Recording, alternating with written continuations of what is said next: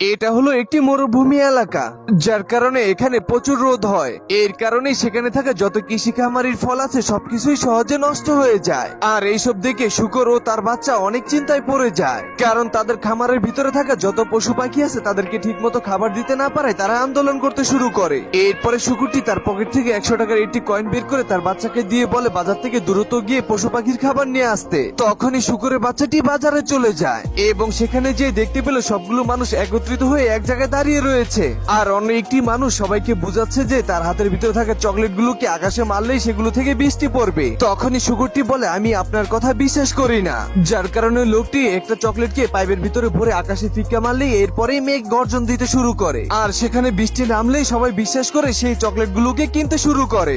আর শুকুরের বাচ্চাটিও পশু পাখির খাবার না কিনে সেখান থেকে কয়েকটি চকলেট কিনে নিয়ে যায়, কারণ একবার বৃষ্টি নামলেই সবকিছু সমাধান হয়ে যাবে। এরপরে শুকুরটি চকলেটগুলো